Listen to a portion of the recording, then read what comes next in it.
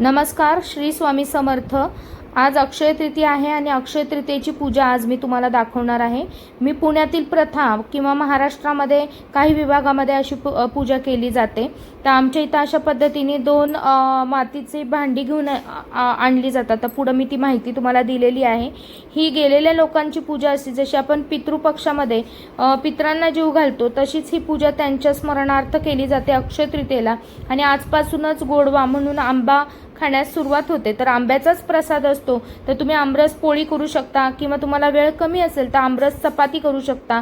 आज आमरसचा मान आहे। तर पूजा मांडताना आमरस सकाळी सकाळी पूजा मांडल्यामुळे आमरस थोड्या वेळाने बनवणार आहे। तर इथं मी आंब्याचा नैवेद्य दाखवला आहे आणि अशा पद्धतीने छोटीशी पूजा मी मांडलेली आहे आणि तुमच्यापर्यंत पोहोचवण्याचा प्रयत्न केला आहे। व्हिडिओ कसा वाटला नक्की सांगा आणि व्हिडिओ आवडला असेल तर माझा चॅनल नक्की सबस्क्राइब करायला विसरू नका। अक्षय तृतीयेची पूजा मांडायची असते गेलेल्या माणसांसाठी। तर अशा पद्धतीने त्यांचे जे फोटो असतात ते घ्यावेत, पुसून घ्यावेत आणि त्याला बुक्का किंवा हळदी कुंकू तुम्हाला जसं तुमची प्रथा आहे त्या पद्धतीने करून घ्यावे। गेलेल्या माणसाला शक्यतो बुक्का लावला जातो, परंतु मी कधी बुक्का घरात ठेवत नाही, त्यामुळे हळदी कुंकू वाहिलेला आहे। हार तुम्ही करू शकता। तर मी सजावट केलेली आहे। दिवा लावायचा आहे। हा पुरुषांसाठी असतो आणि ही स्त्रीसाठी असतो हा गडा। आणि यामध्ये पाणी मी पिण्याचं पाणी, एक कॉइन आणि अक्षदा वाहिलेल्या आहेत आणि आंब्याचा प्रसाद आहे। कारण की मी आता सकाळी सकाळी ही पूजा मांडल्यामुळे आंबा ठेवलेला आहे आणि नंतर मग नैवेद्यासाठी मी आमरस आणि पुरणाची पोळी करणार आहे।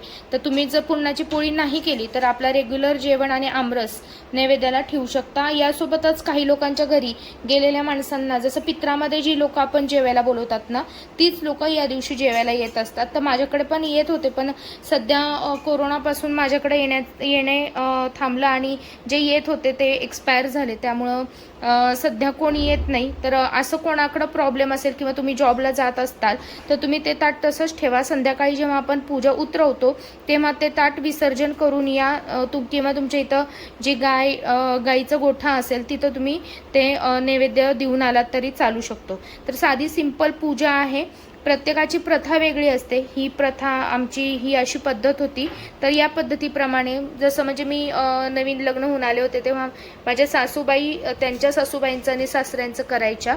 मी ते नुसतं बघायचे। अवघे 2 वर्षातच त्या माझ्या सोबत होत्या, त्यानंतर त्या गेल्या।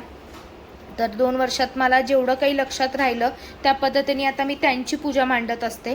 तर बाकी तुमच्या अजून घरातील जे ज्येष्ठ आहेत त्यांना तुमच्या पद्धती विचारून अशी पूजा मांडायची आहे। आणि दुसरी अक्षय कलशाची पूजा ही येणार आहे। साधारण अर्धा तासातच मी ती अपलोड करते चॅनलवर। तर ती सुद्धा बघा, अक्षय कलशाची पूजा।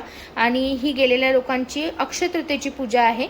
तर पूजा कशी वाटली मला नक्की सांगा। तुमच्या इथं कशी प्रथा असेल तर ती समजून घ्या। नक्कीच तुम्ही समजून घेताल। प्रत्येकाच्या प्रथा आणि पद्धती वेगळ्या असतात। मी माझी पद्धत तुमच्या पुढं दाखवलेली आहे आणि अशा पद्धतीने माझी पूर्ण पूजा झालेली आहे सासू सासऱ्यांची। आणि आता मी देवपूजा करायला घेणार आहे।